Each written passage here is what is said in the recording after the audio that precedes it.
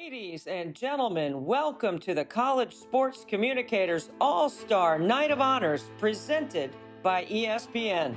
Tonight, we recognize the leaders and talented sports communicators who have made meaningful contributions to college sports with the following awards: the CSC Lifetime Achievement Awards, the Mary Jo Haverbeck Trailblazer Award, the Warren Berg Award, the Arch Ward Award, the Keith Jackson Eternal Flame Award, the Jake Wade Award, the Dick Enberg Award, the Academic All-America Hall of Fame Class of 2024, and honoring CSC members who have made outstanding contributions to the field of college athletics communications, our CSC Hall of Fame Class of 2024. Tonight's host is one of ESPN's most versatile commentators covering some of the biggest sporting events in the world. She's a 2023 Naismith Basketball Hall of Fame Kurt Gowdy Award recipient, the winner of the 2022 Sports Emmy for Outstanding Personality and Reporter, and was the recipient of the CSC Jake Wade Award in 2019. Ladies and gentlemen, please welcome Miss Holly Rowe.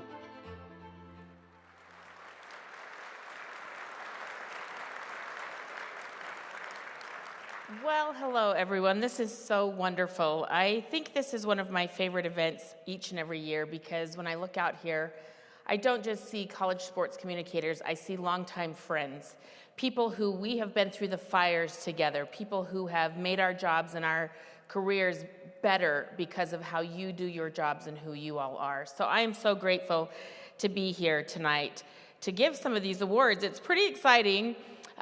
We at ESPN are one of the big sponsors for this award and for these awards tonight.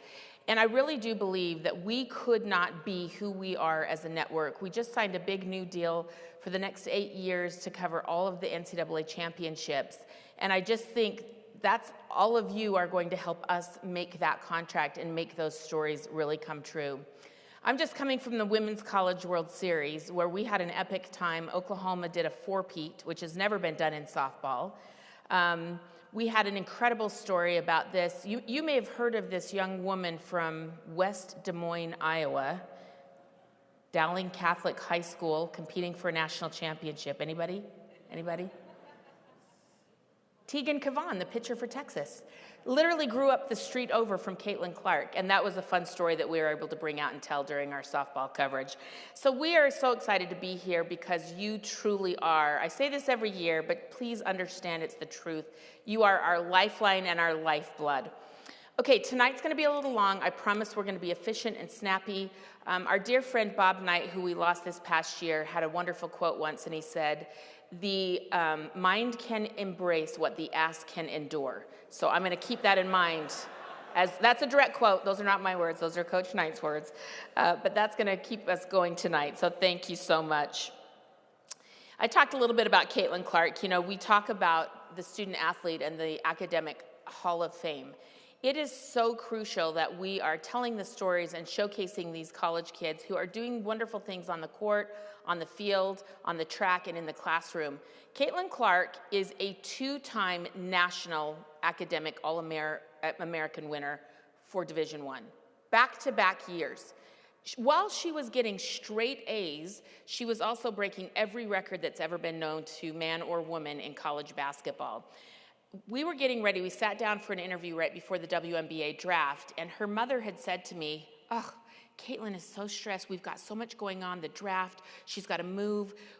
And she's insisting on getting these classes done and this classwork done. And so I asked Caitlin about it at the draft, and she said, "I'm not going out with anything but A's." And so, of course, she got straight A's this semester in the craziest year and 6 months of her life because that's who she is.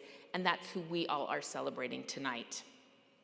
Okay, our format tonight is a little bit different. We are celebrating the highest levels of achievement in college sports and college sports communicators. We have 7 major awards to give plus 2 Hall of Fame classes to honor. So before I begin, I want to honor everybody in this room and take a moment to recognize all of you who have won awards before. If you are a past CSC Lifetime Achievement Award winner, Mary Jo Haverbeck, Warren Berg, Arch Ward, Keith Jackson, Dick Enberg, or have been inducted into the CSC Hall of Fame, would you please just stand up for a second?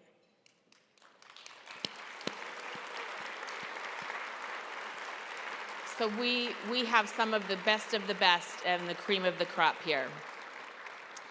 So before we get going, I want to take some time to turn over the mic now to our CSC president, John Paquette. He is the Senior Associate Commissioner from the Big East Conference and one of my longtime friends. John?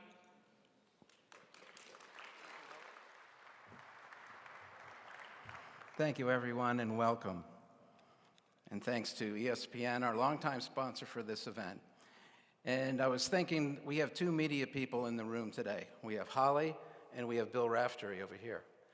I can't think of two people in the media who are more personally popular with this group than the both of you. So thank you for being here with us. Thank you.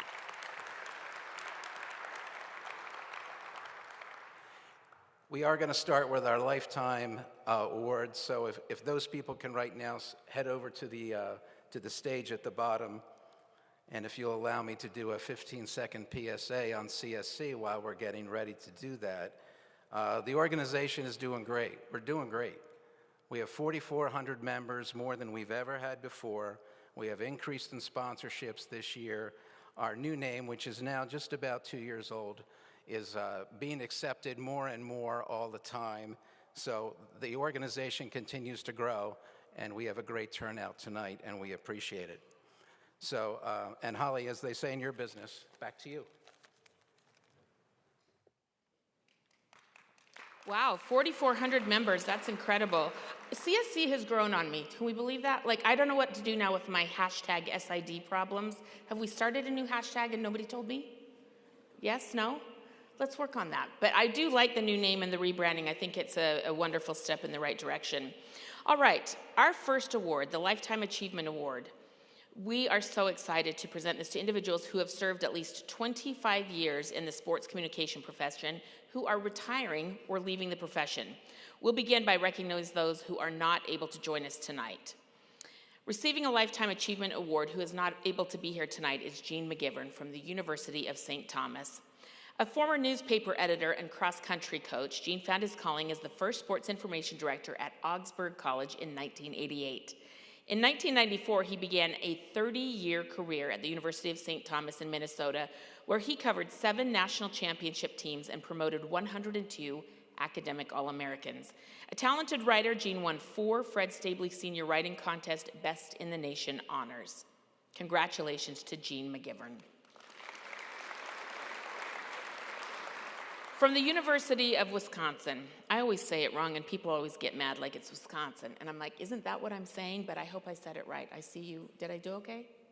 Yeah. All right. I'm going to work on that.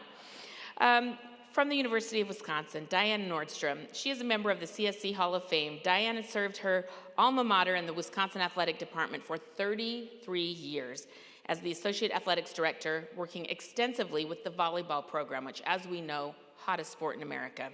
From 1989 to 2023, she worked with 13 of the Badgers' 23 sports, a national winner of the Grant Berger Media Award by the American Volleyball Coaches Association. This Lifetime Award is Nordstrom's 5th recognition from CFC. She is also receiving the 25-year award, the inaugural CFC Achievement Award in 2015, and she just retired from her award-winning career in January 2024. Diane Nordstrom.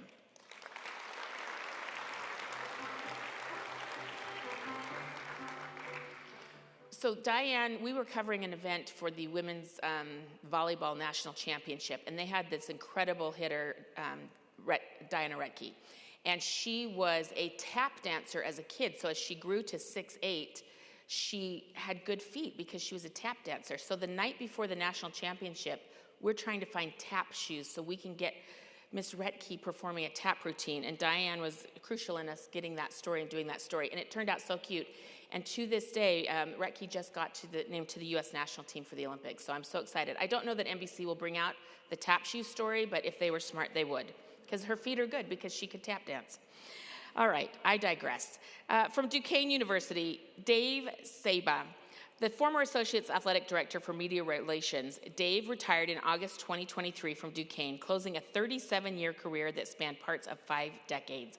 The longest tenured sports information director in Duquesne history, he began his career in college athletics as an intern at the University of Texas, then transitioned to an assistant sports information director. A Pittsburgh native, he was part of all 6 NCAA Division I men's basketball championship events that have been held in Pittsburgh. Pittsburgh does a great job hosting, by the way. If you haven't done an NCAA event there, they're phenomenal as a host city. He has previously been honored with the CSC 25-Year Award in 2013, and he was the first sports information director at Texas in 1997, and then spent the last 5 as a media coordinator while at Duquesne. Congratulations to Dave Saba. If we could have a big round of applause and a group photo for all of our Lifetime Achievement Award winners.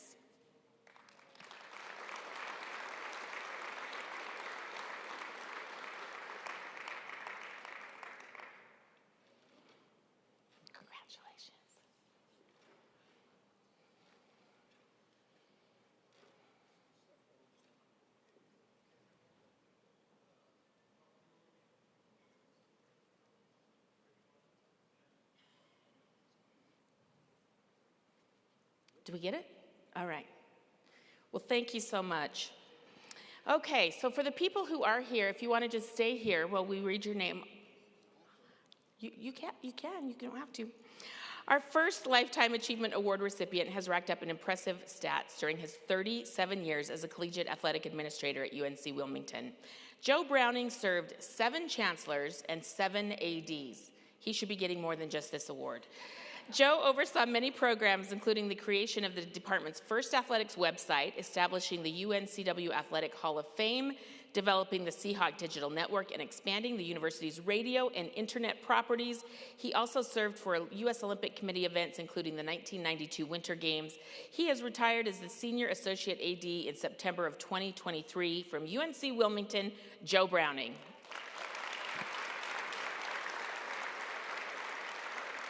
Our next winner is a CSC Hall of Famer and a past president of the organization. He spent the final 20 years of his 38-year career at Temple before retiring in the late 2023 from his role as Senior Associate Athletic Director for Strategic Communications. This award is his 5th major award from CSC. He's an OG legend. That's just me saying that. That's not in my script. Last year, he earned the Arch Ward Award for Outstanding Contributions to the Profession, and in 2017 won the Bob Kenworthy Community Service Award. Prior to his time at Temple, he served as the SID at Nicholls State, the East Coast Conference, and St. Joseph's, where he also received his bachelor's and master's degree. You know him as Larry Dock from Temple University, Larry Doherty.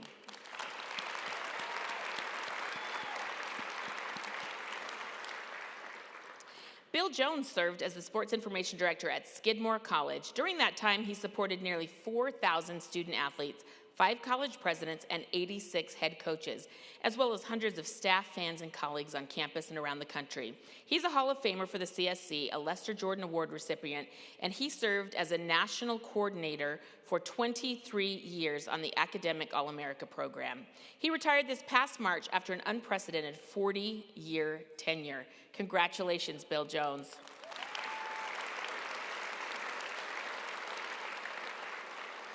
We really need to get to the bottom of what everyone's going to do now. Like, I want to hear how retirement's going. All right, in 1979, our next honoree became chair of the Academic All-America Committee and for decades has been one of the greatest stewards of that program, as well as the Academic All-America Hall of Fame. His has been a true labor of love in his career as he spent 50 years on the Bentley campus, including 46 as the only full-time sports information director in school's history, where he promoted countless Division II championship teams and individuals. He successfully nominated 88 student athletes for the Academic All-America.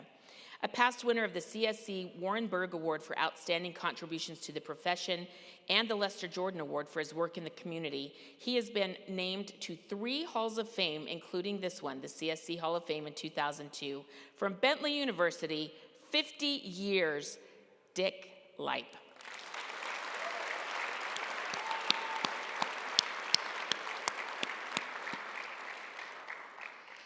Okay, this is one of my buddies. Hi, old buddy. We did a lot of Purdue games together back in the day, and it was a blast. He's worked for Purdue since from 1990 to 2019, rising from a graduate intern to a senior associate athletic director for communications. He has authored or co-authored 4 books about the Boilermakers, including 100 Things Purdue fans should know and do before they die. In 2020, Schott transitioned to the campus side and now serves as Director of Executive Communications for University Marketing and Communications, and he received his 25-year award from CSC in 2016. He also serves as a board member of the Joe Tiller Northwest Indiana chapter of the National Football Foundation. He is a prior winner of the Scoop Hudgens Outstanding SID Award by All-American Football Association. He got his sports journalism start when he was, I'm not making this up, 12 years old, when he co-founded his own magazine called The Redbird Chirps. He interviewed nearly 100 Major League Baseball players, managers, coaches, and broadcasters from 81 to 86. A native of St. Louis, he has been a contributing writer for the Cardinals Media Guide magazine, Hall of Fame induction program, and website. From Purdue, one of our dear friends, Tom Schott.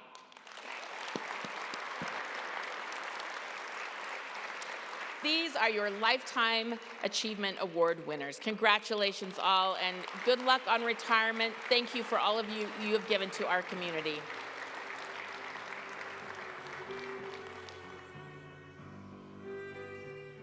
That's like a collective about 250 years of service to college sport. Like, think about that. It blows my mind, the love that we all have for our jobs. I know that, we start out in this business not because we're gonna make a lot of money, right? But because we absolutely love it, and we love telling the stories of the student athletes. I'm just blown away by the dedication and love. Okay, now we are moving on to the Mary Jo Haverbeck Trailblazer Award. It's presented annually to an individual who is a pioneer in the field of athletic communications, who has mentored and helped improve the level of diversity within the CSC. The winner of this year's Trailblazer Award is one of my dear friends and the College Sports Communicators Director of Operations and Professional Development, Barb Koval.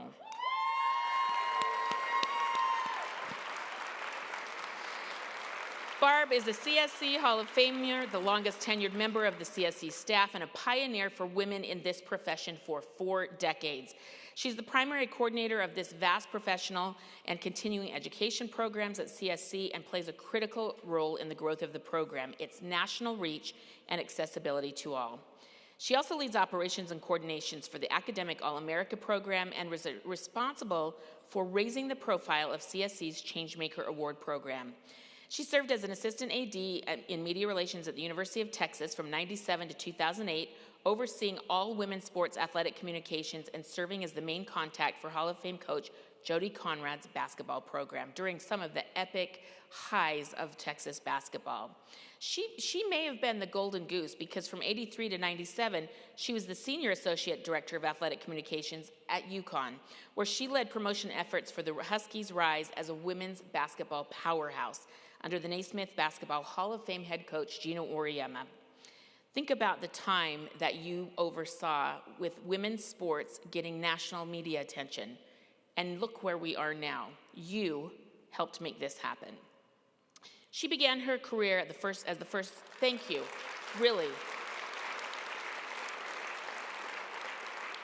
I remember us doing games when Shay Ralph and Sue Bird, and it was like the back in the day, and she was pitching stories, and we were making great moves to get these women attention. She began her athletics communication career as a full-time sports information director at Manhattanville College in Purchase, New York. She will tell you being a leader, teacher, and mentor and opening up possibilities for others is the most important thing for her. Her communication family tree of former interns, assistants, student assistants, and colleagues is unprecedented. Her list of accolades are too long, but as Gino Auriemma said, there are very few SIDs in the country who have a greater impact on the sport of women's basketball than Barb Koval. Ladies and gentlemen, let's hear it for Barb. Thank you. Thank you. Okay, I don't want to have okay. So this is a true story. When I first met you, I was terrified of you because, sideline reporters were creeping around. We're like, not sure where we can be. Oh, you were never creeping. Yeah, I'm still creeping to this day. But I was terrified of you because you ran a tight ship. You knew what you wanted and you knew how to do the job. You didn't have people to look up to. How did you know how to do this job and get that attention and drive this media? Well, first of all, thank you very much, and thank you, Holly, for being here. Here's a Hall of Famer and a trailblazer in herself in the world of TV commentating and broadcasting. But I think I might not have known for women's sports, but boy, I had some really good mentors. Howie Davis from the University of Massachusetts. I was a grad student. He gave me all of his grad money, thank goodness, and he just brought me along. And then Tim Tolikin, who is one of my favorite men. I mean, he's one of my favorite people, and he's a wonderful mentor. He's going to be inducted tonight into the CSC Hall of Fame. He set the stage, he set the example, and he let us grow. He let us grow. He knew when we met Gino, he was on the search committee, he knew there was something special there, and he said, let's run with it. And so did Gino. Gino said to me, this is what we're going to build. I want you to do this. I want you to help us. And I just learned how to tell the stories that way. You did learn how to tell the stories. You go from a Hall of Fame coach, Gino Auriemma, to a Hall of Fame coach, Jody Conrad. What was that like to make a transition from one massive program to another that's very different media, very different attention? Well, first of all, I didn't think I was going to be hired by Jody when we went for our interview for dinner, and we went to this wonderful steakhouse, and I don't eat red meat. So I was in big trouble in Texas, and she looked at her assistants and said, who have you brought into our lives? And but I got the job anyway, and I think what it was a different challenge. We had built something really special at Texas. I was really fortunate, and then at Connecticut, and then going to Texas, working with a legend like Jody, she was open to possibilities. She was open to continuing to build her program. We knew that she had only X amount of years left, but boy, did she not want to make sure that we could tell those stories, and we certainly tried our best.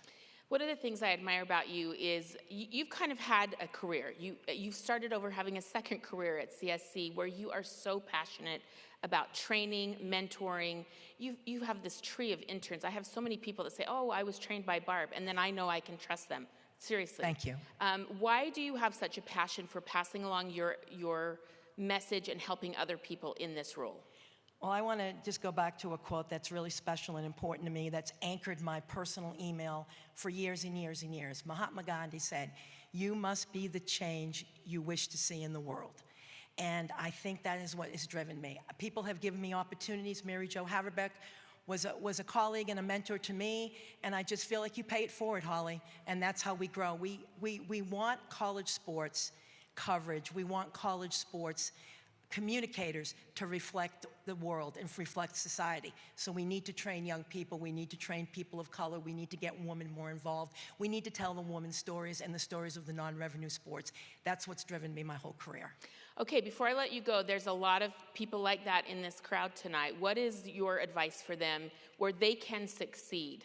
Yes. Be passionate. Tell the stories. And by telling the stories, you need to get to know the athletes. You need to get to know the coaches. And there's a world of possibilities out there.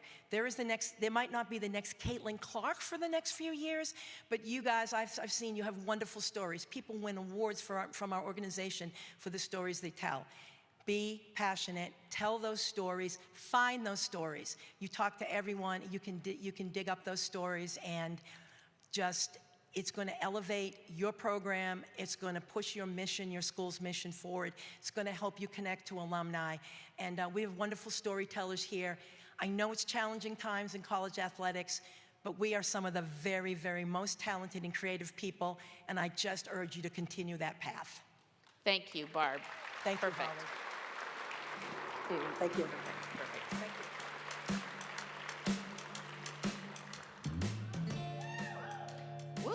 Walk-off song, sassy. I love it. Juju Watkins, we do have a new Caitlin Clark in USC coming up next year. Must-watch TV. Darcy's here. I know Darcy's here. USC staff, where are you? Shout out. They're going to have their hands full next year because she is the next big thing in women's basketball. Okay, so let's move on to the Warren Berg Award, which is presented annually to the CSC College Division member who has made outstanding contributions in the field of college athletics communications, and who by their activities has brought dignity and prestige to the profession.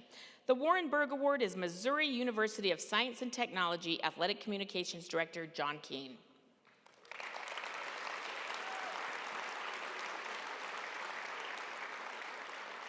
Now in his 34th year as the Athletic Communications Director at Missouri S&T, this Hall of Famer has earned recognition at the regional and national levels, leading external communications and promotional efforts for S&T's 17 athletic teams. He earned the 2023 Roy Pickerel Distinguished Service Award from the NCAA Division II Sports Information Directors Association, and was the recipient of the Dr. Thomas Kearns Service Award from the Great Lakes Valley Conference in 2018. He spent a lot of his career giving back as the president of D2 SIDA, which is our old Division II COSIDA, and the CSC Executive Board of Directors, also as president of the Mid-America Intercollegiate Athletics Association. The native of Florissant, Missouri, began his career as a graduate assistant in the department at Southeast Missouri State University, where he earned his bachelor's degree in communications in '86. From Missouri S&T, John Keene. Okay, I'm cheating with my iPad because I don't know you as well as I know Barb. I'm sorry. I thought you might have the pink suit on tonight that you wore the other night at the College World Series. Yes, it's dirty, or I would have. Well, you're outdoors. I haven't been Oklahoma. home yet, so I'm so sorry. That's okay. Okay. I understand. All right, 34 years at Missouri S&T. You are the face of that university to everyone in this profession. Why did you stay there so long, the fourth decade there? Why was it so personal and passionate for you? Well, when I started there in 1990, and I'm dating myself, obviously, I didn't really think I'd stay there 34 years. I thought it might be 5, 6 years, move on to something bigger and better, but I think a lot of things kept me there. Some of it was family related, obviously. My mother passed away in 1994, and I needed to stay closer to home where my father was still living in the St. Louis area. And my dad had a stroke 4 years later, so he obviously needed to stay, close to home. We had a family at that point in time, and just kind of everything was kind of built up. And actually, I really enjoy working there. It's a place where you deal with a good staff, a great staff. We have terrific student athletes. I mean, we have, we talk about our schools having the best of the best, and I think we can certainly put ourselves right in that category. I mean, we're at a STEM institution. We have a lot of student athletes who do great things. I mean, I can just read down the list of, some of the things they've done. We have a student athlete that just finished competing for us, 4.0 student in geology, found 2 dinosaur fossils. I mean, during a summer internship in Montana. Wow. It wasn't Bill Raftery? No. You know I had to make that think. joke. You would be disappointed if I did not make that joke, would you not? I'm kidding. No, we have another one that, played football for us about 10, 15 years ago. Is now like the corporate of, works kind of like with development management at Ford Motor Company. We have a football player played for us about 5 years ago and is working to become a surgeon, was a top 10 award winner from the NCAA. Wow. I'm not sure when that guy ever slept, kind of looking at his background, but a terrific individual that, was able to win a top 10 award from the NCAA. We've had, on the athletic side, we've had an individual who's competed in the Olympics 3 times. Another one playing in the NFL right now. So, amazing. We have, and just the stories you can, tell the student athletes that come through our school and after they graduate and the things they do postgraduate wise. I mean, there's so many, like CEOs of companies and, construction foremen for, civil engineering firms and stuff like that. So, I mean, there's so many great stories we can tell with our student athletes. There's an old football coach named Frosty Westring that was at Pacific Lutheran University, and I just lived my life by what Frosty used to tell me, and it was make the big time where you are. Mm-hmm. And it sounds like that's what you've done, is instead of chasing what we might think is the big time, Missouri S&T is your big time, and you've made it special through your work. How true is that? Well, I've spent my entire career in this profession in Division II. When I was a graduate assistant, Southeast at the time was a Division II school. And when I went to Missouri S&T, it was a Division II school. Obviously, it's still the case. And I think we have a great thing in Division II right now. Now, one person I work with a lot was Roy Pickerel, sitting back at my table back there. And everyone probably knows Roy, but he's certainly been a mentor and a very important individual as I've been growing up in this profession, all that. We're good friends and all that. And certainly I have a lot of good friends here in the audience here. I've worked in 2 conferences with the Mid-American Intercollegiate Athletic Association and the Great Lakes Valley Conference, and a number of people from those 2 leagues are here tonight. And I certainly thank all of you and the people I worked with in Division II when I was in the leadership roles there. So I've had a lot of connections over the years, and certainly feel very passionate about what we've done in Division II over the years. So you are the Warren Berg Award winner. Why does that mean something special to you? Well, given that it's obviously a much larger college division group than a university division group, and obviously the college division group is the recipient of this award, I mean, being selected as the one person out of that whole group is pretty humbling, to say the least. And I feel like, this award is as much for the people I've worked with over the years as it is for myself. I mean, my name's gonna be on that plaque, but, the people I've worked with over the years, certainly have a piece of that as well. And on top of that, I'm just gonna lose my train of thought here. I've looked at the list of the people who've won this award, and I saw the list, and about probably 2/3 of the people I have crossed paths with at some point in my career, either working with them directly or indirectly, or just knowing them in passing in some form. So, to be on that list is, again, a pretty humbling thought. Well, congratulations, because you're not just on the list, it's engraved on something, so you're gonna really have to realize you're on there, right? Yeah, I do. It's engraved. Our Warren Berg Award winner, John King, thank you so much. Thank you. Thank you. The Arch War, we got our music. His was not as sexy. I don't know why. The men don't have the sexy music for some reason. Okay, let's move on to our Arch Ward Award winner. It is the ACC Deputy Commissioner and Chief of External Affairs, Amy Yakola. A double winner tonight. You're gonna just be so impressed with her by the time she leaves, or we might be sick of her, but I don't think so, because she's amazing. She began her tenure with the ACC in 1998. She is currently overseeing the external department that includes strategic communications, public relations, marketing, branding, social, digital, and creative strategy. As the spokesperson for the conference, she oversees the promotional branding efforts involving nearly 10,000 student athletes, 15 institutions, 28 sponsored sports and championships and events across the league. She was recognized as Sports Business Journal's 40 Under 40 class member recently, which is an annual celebration of the best young talent in the sports business. She's also been on the CSC Board of Directors. Her longtime involvement with this organization is vast. And a 1998 graduate of Clemson, this is so strange, she earned a Bachelor of Science degree in mathematics. I'm dying to ask you how you went from mathematics to sports, but let's get to that. I mean, stats, I guess, but we'll ask you more. But she has turned all of that and her degree at Clemson into something very special with her tenure at the ACC. She's a native of Michigan and was recently inducted into the Saline Area Schools Hall of Fame in 2022. Amy Yakola.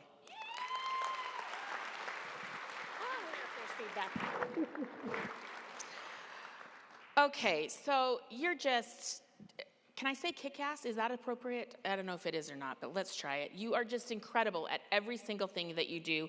You've been doing it for a long time. You got to the ACC at a very young age. Why did they trust you at that time in your life to take over all this responsibility that we've just talked about? It's a really good question, and I think you can use the word kick-ass because I'm standing on the stage with somebody that definitely kicks ass. So, Thank you. Thank you. Holly, I don't know how to answer that question. I'm not sure if it's because I tricked people into keeping me around. I'm not sure if just the good Lord was blessing me along the way, which I know was true, but somehow I'm still standing here, and it's really a result of a lot of friends in this room and certainly my family in this room. That's so beautiful. You know, we're going to hear a little bit from you later tonight, but I did want to talk about your family. As you receive this prestigious award, what does it mean to you to be doing this as a wife, a mother, you know, all the things that you have to juggle in this role? Yeah, I appreciate that question. I think it's incredibly humbling, right? We listen to everybody's stories. I think my friend Barb's put up with me for a long time, and I was very blessed to learn a lot from Barb. We learned that it's about stories, it's about people, it's about understanding where everybody sort of comes from and what makes them tick and what's special about them, because there is such an amazing amount of I guess, specialness that everybody has, right? That was really not great, but specialness, it really is. Specialness, it's a real word. Look it up. Thank It's you. real. I appreciate It that. is. And so I think, as I've gone through this profession, I've been fortunate to be able to bring my family along the way, right? I've been able to be a wife. I've been able to raise 2 kids that have turned out really, really well despite me. And I'm really proud of that. I'm proud that my parents are here. I'm proud that there's a bunch of folks that from the ACC that I'm fortunate to be on a team with them, and they've all showed up, and they're my family. Every day it's a family. I don't like to pick favorites, but do you remember the dance party that we had with the ACC staff at the Rose Bowl? You know how you go to these big events and they have a DJ and this great floor and nobody dares to dance except for us and the whole entire ACC office. So I will always think you guys are the best conference office. Of course we remember that, and we Yes. are so thankful that you were the catalyst so we could all make it happen. Okay, good. Quickly, how did you go from math to sports? I don't understand why that math's not adding up for you. Saline, Michigan to Clemson, math, sports. You know what, I'm very thankful. I had people that took a chance on me all throughout my career, and it's because of those people that I get the opportunity to stand here and be a part of an incredible organization with really wonderful people, and that's the story. Okay. She's coming back. You have another award because you're so great, so we'll talk to you a little bit more in just a minute. Ladies and gentlemen, that is your Arch Award winner.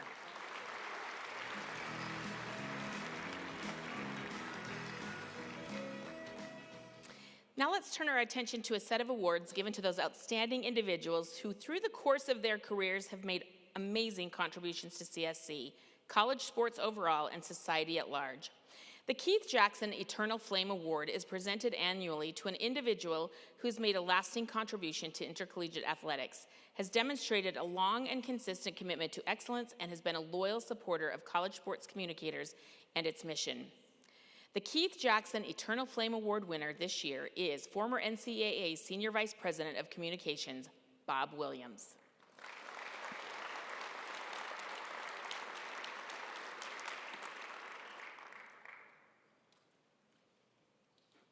Bob, I know that you are a longtime appreciator and lover of Keith Jackson. What does it mean to you to have your name on an award by him? Well, it's really something special. I mean, I remember growing up watching Keith Jackson on Wide World of Sports on a black and white TV, and just his ability to communicate and tell a story and make you want to care really put an impact on me, and that's something that I think is important for communicators as well. You got to make people care. I was lucky. I got to work the very last football game that Keith Jackson ever did as his sideline reporter. Wow. And I was so nervous, and I would toss it, usually like, back up to you guys, like very casual. And I literally said, back up to you, Mr. Jackson, because I was just so overwhelmed by him and all that he brought. It's just legendary. So I appreciate you hearing that and hearing you say that. You have had a very challenging and literally battle-tested career. You are a retired U.S. Air Force colonel with a 25-year career in the force, including time at the Pentagon. As Director of Public Affairs for Air Combat Command, you led a staff of 50 developing global communicators and their strategies for the Air Force's fighting service. After you retired, you went to the NCAA for 19 years. I don't know which was more stressful, battle and war or the NCAA. It could go either way. There were times I'd rather been deployed. You served as the chief spokesperson and senior vice president. What are some of the biggest communication lessons and takeaways that you can share from your combined careers? Because I'm sure there are some similarities and some lessons you can prove. Yeah, I used to get asked a lot, how do you make the transition from the military or government to college sports? And it was actually very easy because, we were there to solve problems. We were there to prepare for any type of crisis that comes up, and you apply those same principles. So I think one of the most important things that I learned in the military and that I hopefully passed on when I went to the NCAA is you have to prepare your staff for everything, and then when it happens, let them do their job. Empowerment. Yes. Empowerment. I think that's important to a lot of young people out there, because sometimes you're like, oh, my boss. Right. We need to empower our young people to take their assignment, their sport, their whatever it is, and run with it. And then let them make mistakes, right? Sure. There will be mistakes. Let them live and learn from that. I know that after you retired, you went to the NCAA, but you've also been a very strong advocate and supporter of this organization, CSC, and for the work of athletic communicators. So what is your message to this challenging time? Because things are changing. We don't know from day to day what's happening in this field. How do these people in this room do their job effectively with a shifting landscape? Yeah. I'd say first and foremost, you need to learn as much as possible, keep your eyes open, be ready for any contingency that happens, and just realize that times are going to change even more. And it's just the world that we live in today. And those that are successful are those that can see change coming and react to it and have a plan and move forward. Okay, change is hard. Have you ever read that book, Who Moved My Cheese? Sometimes I'm like, who moved the cheese? Who changed where we are? The ability to adapt, how crucial is that? It's everything. It's everything. I look back at the way things were when I first entered this business, and there was this thing called the news cycle, and you were able to basically rest at night after about 6:30, 7 o'clock at night. You can't rest for 5 seconds today. And so, you have to be on your toes, you have to be ready for anything that comes your way, and you have to be good. And that preparation that you talked about is Yes. essential. Well, we appreciate your time. Thank you so much for being the Keith Jackson Eternal Flame Award winner, Thank Bob you. Williams.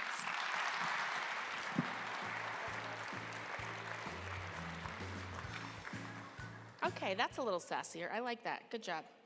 The Jake Wade Award is presented annually to an individual who has made an outstanding contribution in the media to the field of intercollegiate athletics.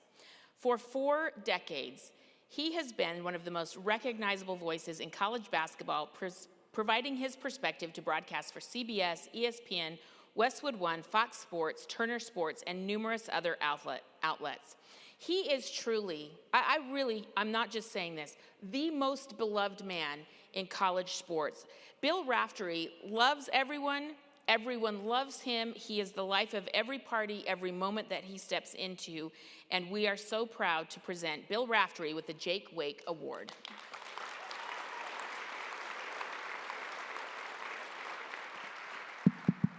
There's a bum on the mic. Am I forgiven for the joke? I thought you would be disappointed in me if I wasn't funny. It's the first time I've been called an old fossil in public. In public. Okay, so other people have gone there before. Exactly.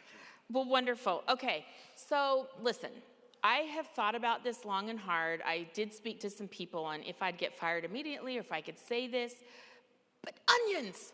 Ooh. Where did the onions come from? I didn't go to Harvard, so there's not much in there. And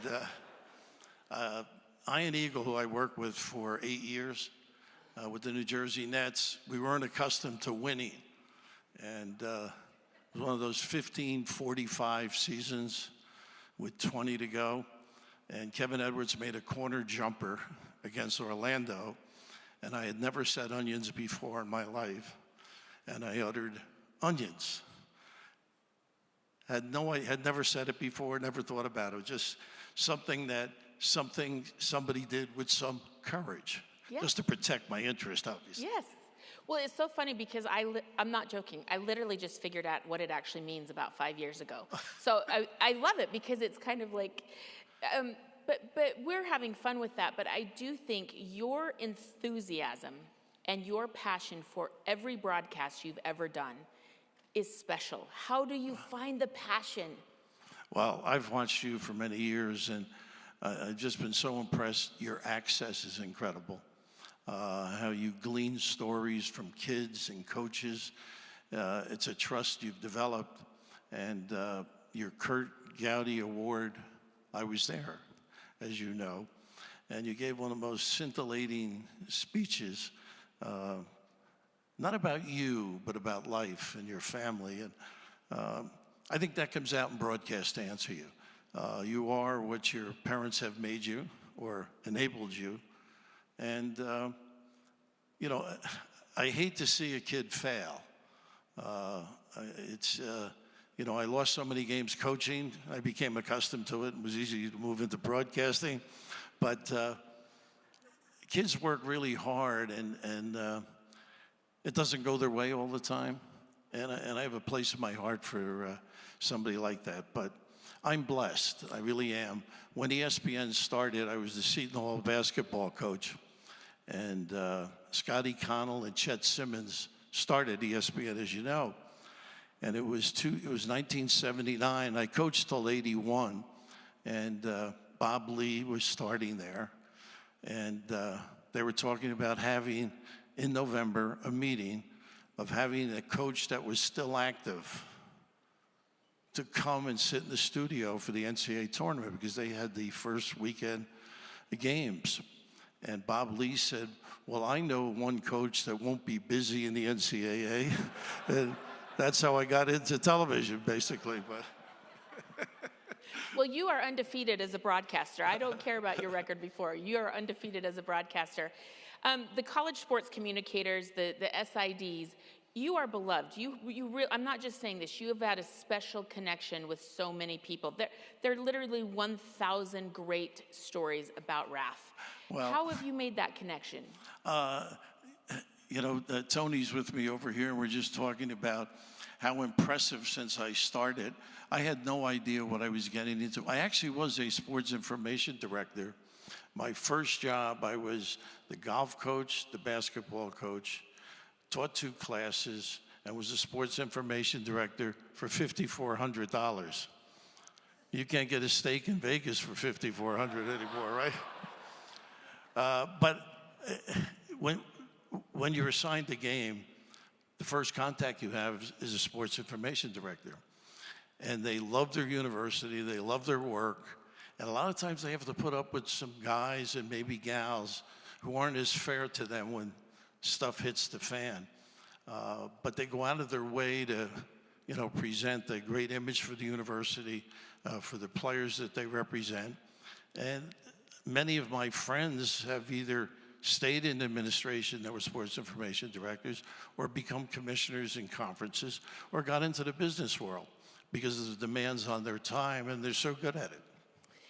You recently, I mean, it was a few years ago, but you got to become the voice of the men's college basketball tournament, the Final Four.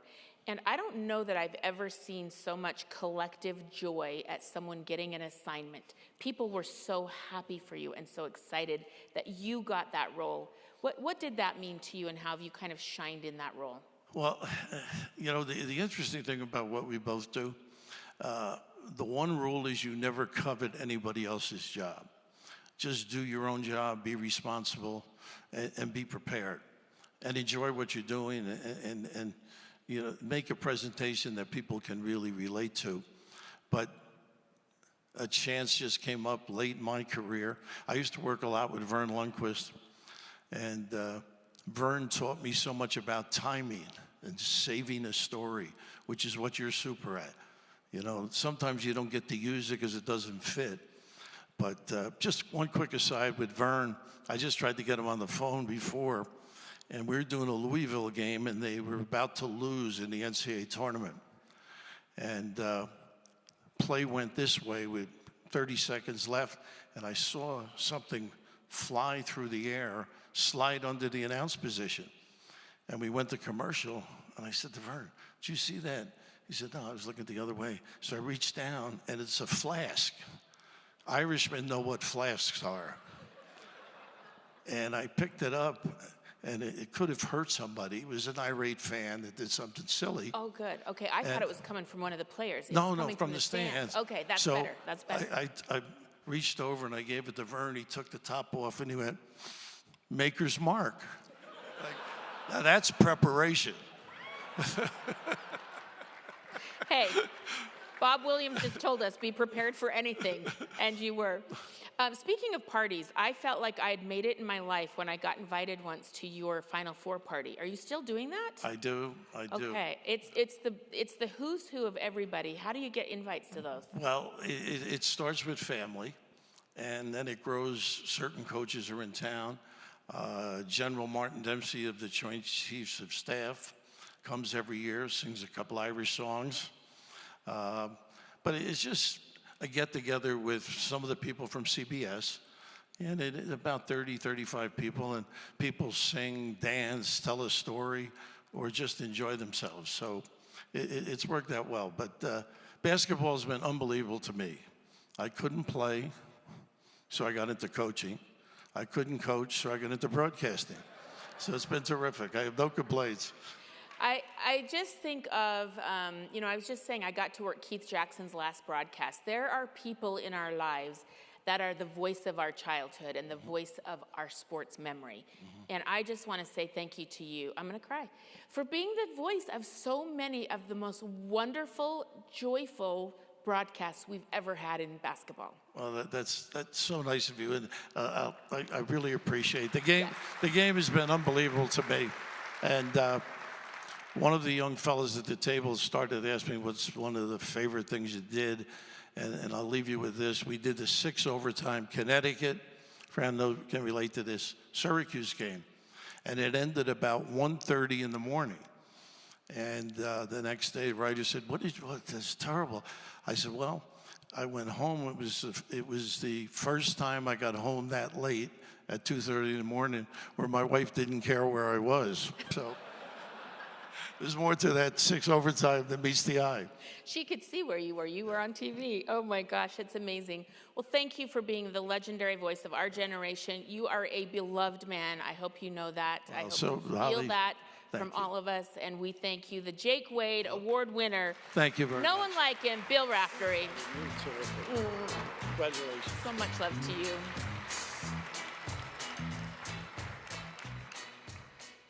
I mean, honestly, no one better. No one better in this world. Established in 1997, the Dick Enberg Award is presented annually to an individual who has distinguished themselves nationally through their career achievement and meaningful contributions to society while promoting the values of education and academics. The award was created in part to recognize Dick's passion and support for the academic All-American program for over 30 years, and more importantly, his dedication to education for more than 4 decades. There is no one who I am more proud to give this award to than Florida State Seminole football legend, NFL star, College Football Hall of Fame honoree, and the winner of this year's 2024 Dick Enberg Award, Warwick Dunn.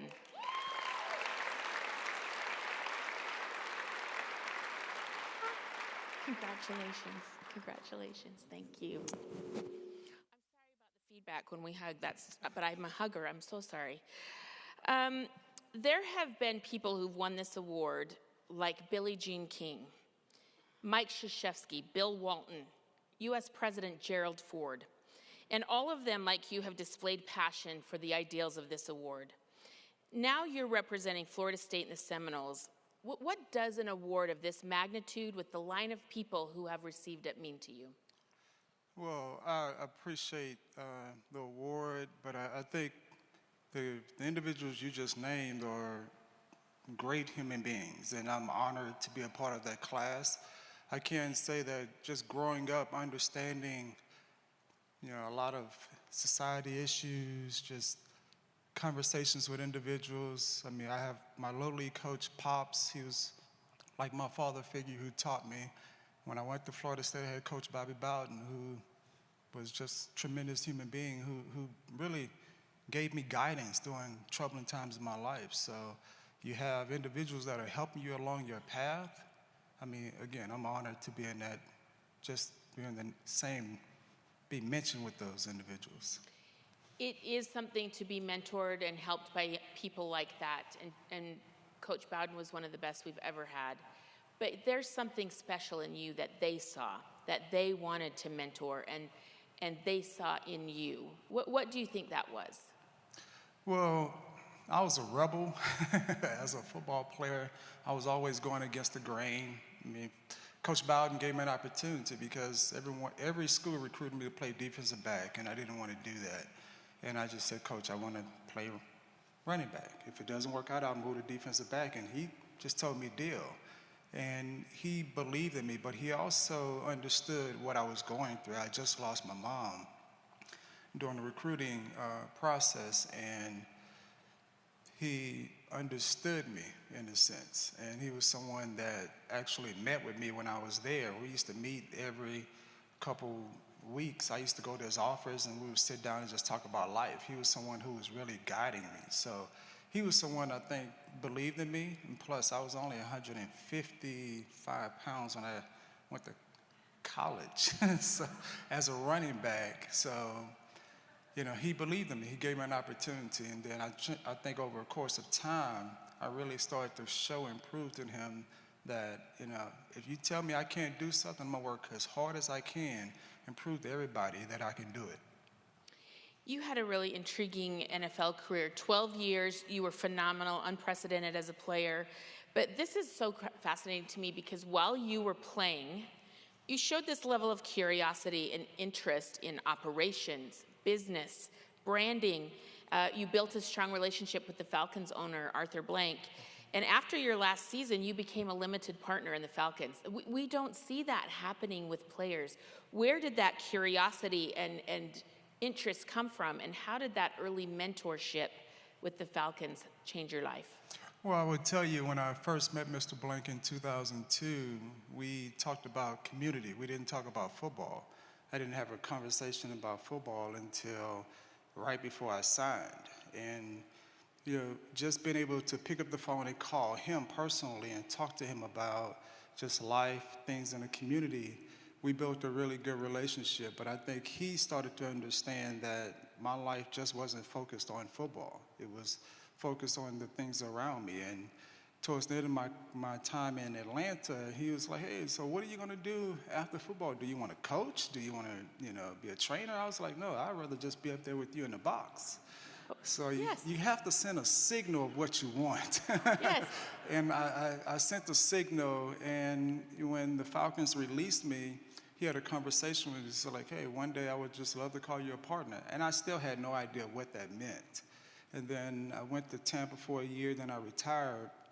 Then he had to convince me. He had 3 meetings with me, and he's a billionaire. He cooked me dinner one night to say, hey, this is what I think you should do. And I was just like, you know what, it makes sense.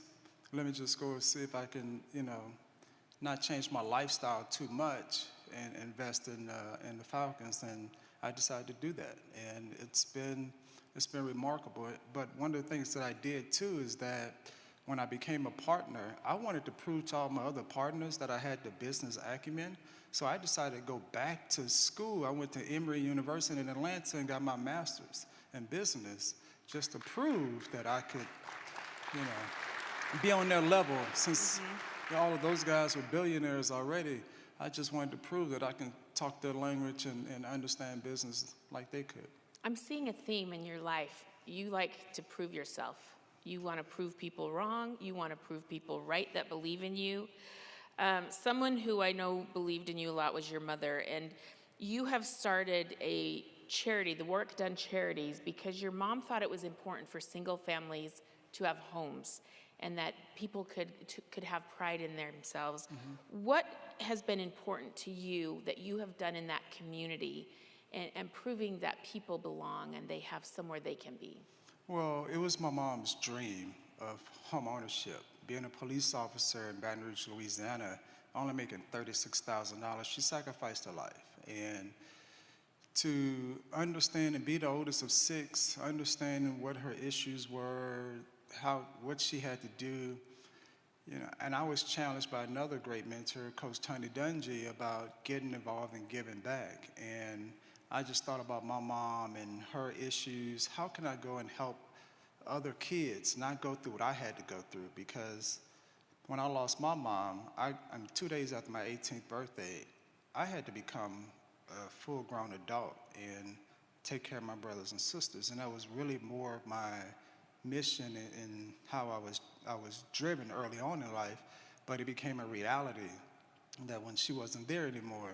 But I understood that I didn't grow up in a house where I can create memories. I didn't have a place that I can actually call home. We were renting. We moved 3 or 4 different times because when she was the police officer, she's the security at an apartment complex. We stayed for free, but that didn't last. So she wanted us to have a stable environment, a stable place, the place that we can call home and have memories and create memories. And, that's the one thing that I felt like if I can go and help other kids not experience what I went through, because not every kid is going to respond to the trauma the way that I did. And I think I was just raised where I didn't necessarily take it out. I mean, of course, I was mad. You want revenge. But I also knew that I had 5 other people that I needed to make sure that I take care of. And I wanted to set an example for them. And so Homestead Holidays was born because I just thought about the other kids. And now we're up to 223 single-parent families that we've been able to help, going on 27 years of work. So I thank you for that. Thank you. It's truly incredible. I mean, you are making children feel safe and putting roofs over their head. It's really remarkable. I know you did a lot on the football field. I was running for my life, just so y'all know that. And trying to prove everybody wrong. Well, I was going to do that. It does not compare to what you have done in life off the field, and we are so grateful to you and the example that you set, that we all need to try to give back in a really meaningful way that will impact lives, and that's what you've done. You are the Dick Enberg Award winner. Can't think of anyone better. Warwick Dunn, congratulations. I'm honored. Thank you. Thank you. It's really incredible. Thank you. Thank you.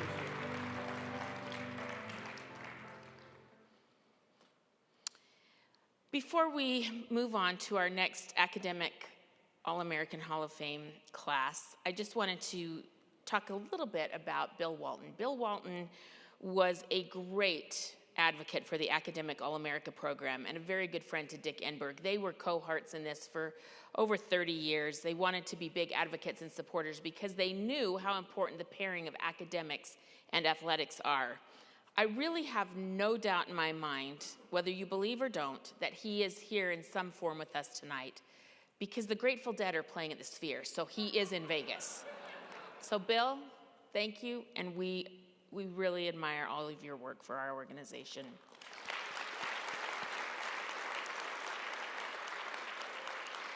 Now please turn your attention to the screen as we will introduce this year's inductees.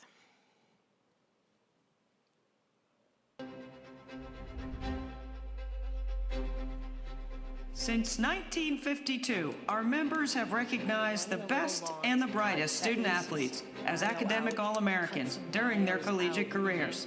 In 1988, the Academic All-America Hall of Fame was established, and former student athletes were selected annually for their outstanding contributions after college. They represent some of the most talented and gifted people in diverse fields such as medicine, business, civil service, education, science, and the military, as well as a cross-section of the most accomplished athletes in history, from Olympians and world champions to all-stars and record breakers. The inductees who share their stories about their student-athlete experience are what makes this event special. Today, we add to our list of outstanding Hall of Fame inductees. From Denison University, a former starting pitcher who became a New York Times best-selling author and keynote speaker for Fortune 500 companies. His book, Atomic Habits, has sold 15 million copies worldwide. James Clear. From the University of Mount Union, an acclaimed offensive lineman and wrestler who went on to help create over 25 companies at Notre Capital Ventures that has generated more than $7 billion in revenue. Steve Harder. From the University of Arkansas, a four-time All-American and individual NCAA national champion golfer who has gone on to be a major championship winner and top 10 performer on the LPGA Tour. Stacy Lewis. From Stanford University, a two-time Heisman Trophy runner-up and one of the most highly touted college quarterbacks during his time. He went on to become the first overall draft pick in the 2012 NFL Draft by the Indianapolis Colts, Andrew Luck. Ladies and gentlemen, the CSC Academic All-America Hall of Fame class of 2024. Please come to the stage. Well, we did this event last year, and we literally had, like rocket scientists, and it's just incredible to see all of the people and what they have accomplished in their lives. If you want to sit down, and I'm sorry, we moved the microphones. Put one here. Thank you. There we go. Well, the Academic All-America Hall of Fame is comprised of groundbreaking leaders in the fields of medicine, political service, philanthropy, technology, science, and the arts, among others. And tonight we add to the list of amazing Hall of Fame inductees. Stacey Lewis is unable to be with us today. She is currently in the midst of preparations for the Solheim Cup as the captain of the 2024 U.S. team, and she is hard at work leading the top 12 U.S. players from the LPGA Tour as they work towards the most highly coveted trophy in women's professional golf competition. So thank you, Stacey. All right. Hi. Welcome. Hi. How are we doing? Good? Okay. I'm so excited because I'm going to start here because I'm not making this up. You could check my timestamp. I've already ordered Atomic Habits, and I was saving it for my flight to Europe next week. It's good. You're the one. There are 20,000,001 people, I'm the one, who have ordered that book. You were a pitcher at Denison University and began your career as a closer before becoming a starter the next 3 years. You were selected the 2028 Academic All-American second team, and you were a two-time Academic All-District selection. You've gone on to be a New York Times best-selling author, 60 languages worldwide, 20 million books. Where did the idea of Atomic Habits come from? And please help us get better. I need help. Yeah. I was complaining to my publisher when I was working on the book that writing this book is wrecking all of my habits. And she said, we write the books we need. And that really resonated. I struggle with all the same stuff everybody else struggles with. Do I procrastinate? Sure, I'm probably procrastinating on something right now. But I just wanted to be useful. I wanted to contribute something that was valuable or add my little bit to the pile and help people in some kind of meaningful way. And so I started writing about it, and here we are. Here we are. Okay. You were a pitcher. I was curious because I think pitchers are very specific creatures. You have to put he can throw a pass in a radius. Your pitch has to be perfect within what's littler than inches? I'm not smart enough. Andrew, what is smaller? Millicentimeter? Millimeters, good. Millimeters, yeah. See? Sorry, I'm not a math person. How do you think your playing career helped you form kind of these ideas and your specific advocation? Yeah, a bunch of my teammates are here. They can tell you accuracy is my specialty. I learned a ton from playing. I think no matter what level I was at, I was never the best player on the team. I was never the fastest player on any team I was on. I was never the smartest kid in any class I was in. I've never been the one with the most hair. Even on the team that I got this award for, my teammate JD, one of my best friends here, and he was a better pitcher than I was. But the thing that I learned through that process, and I think something that is a strength of mine, is layering on strengths with each other. So I may not have been the smartest kid in the class or the best pitcher on the team, but I was a good combination of those two. Atomic Habits. I may not be the best writer in the world or the best marketer, but I'm a good combination of those two. And so it's by finding areas where I have overlap, that's kind of how I've made all the progress in my life. And so it's not trying to be number one, it's being the only one that has that combination. That's really where I've found my footing. Oh, I love that because I think we're all so self-critical. Oh, I'm not the best at this thing, but I can layer my skill set. I am the world's best packer. I don't know that I've spent my life traveling. I can pack a suitcase, but I don't know where to market that, or I don't know how to. Hey, you just got to find what to combine that with. See, so that's where, let's noodle that, everybody. But you had a great way of succeeding in college. You're here in this Academic Hall of Fame for a reason. What were some of the things you did as a student that you can share with our group? Habits and stuff, you mean? Yes. Yeah, I think I came into college, I was probably a little too uptight You know, I really liked the academic side. I've always liked sports, and I've always liked school. And I'm fortunate to have a lot of my teammates here with me tonight, and I think those guys really loosened me up. You know, they like taught me about the other parts of life that maybe I was deficient on or wasn't focused enough on, and so it really helped balance me out. And I've tried to take that into life now. You know, one of the things that I think is very easy to do in business is to start by asking, how can I make this project, whatever the thing is, the most successful it could be? And you end up with a bunch of things that are like, how can we make the most revenue possible or reach the most people possible? And people often talk themselves into living a life they don't actually really want to live just because that's the way to make the most money.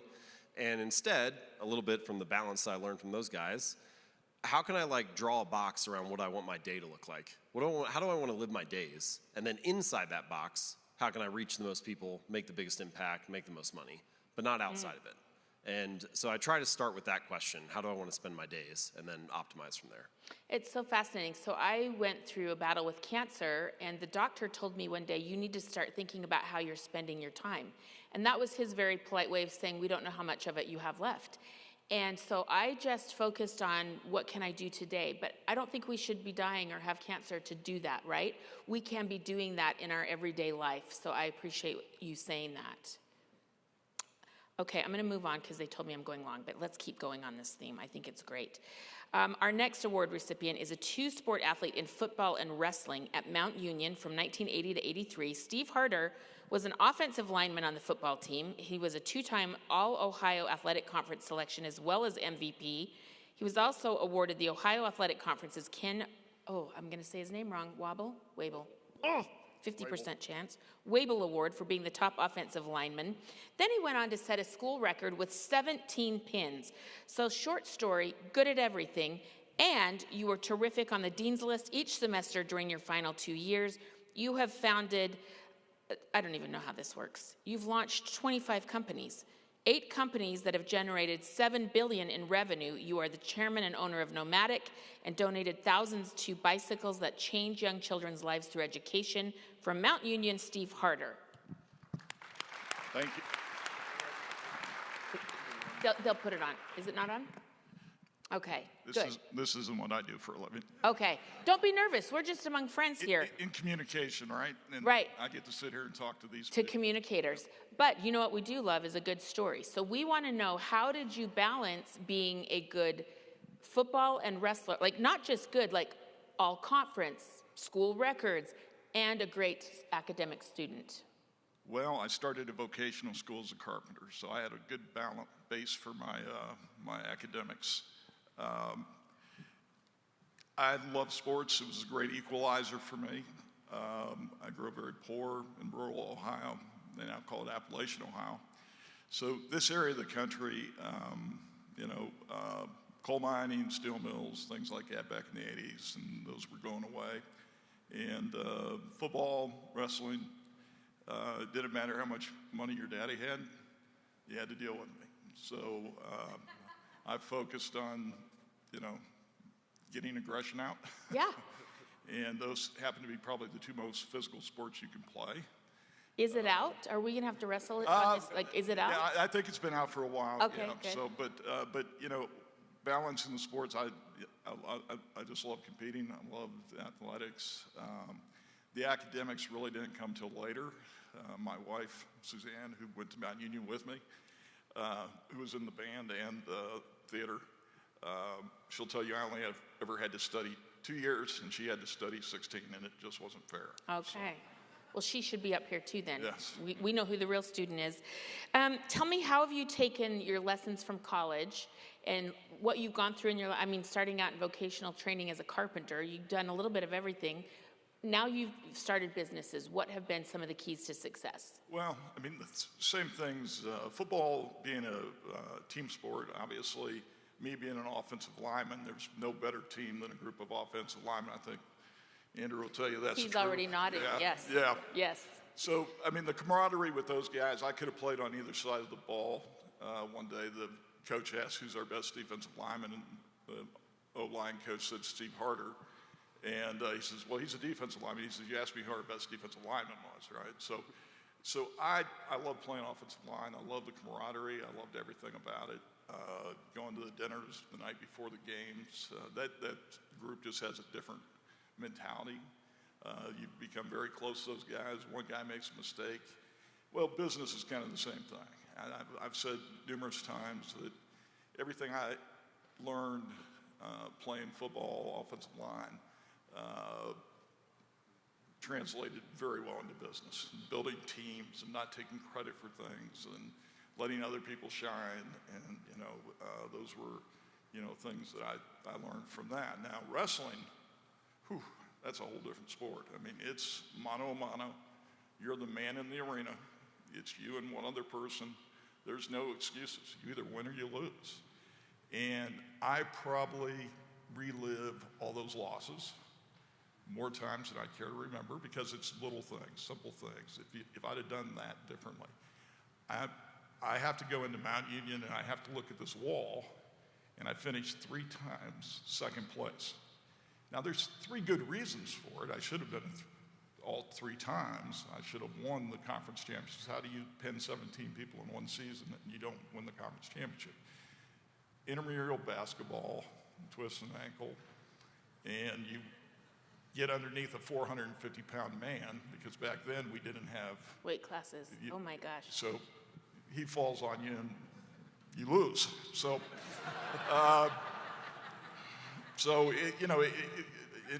got disqualified. I'm beating a guy 14-5, and I got disqualified with 1 second. And then my last one, I decided to wrestle my senior year.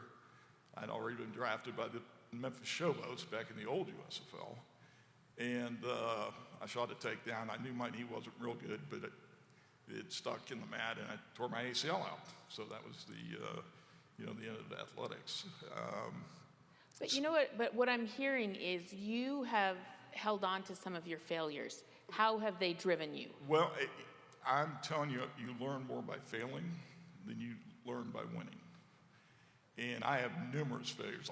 Now, I started 25 companies. They're not all successes. But when you fail, Henry Ford, I think the great quote is, failure is an opportunity to start over more intelligently. Well, I was in the taxi cab business, had 2,500 taxis in the state of Texas, the largest operator in the U.S., and this thing called Uber comes along, right? Illegal as hell, doesn't follow any rules. If I did what they did, I'd be in jail. So what I did is I kind of said, gee, this is interesting technology. So I built my own software company that does the same things that the Uber app does for other industries. So layering the success, layering the skill set. So if you kick my ass, I'm going to try to figure out a way to get back and come back. Right?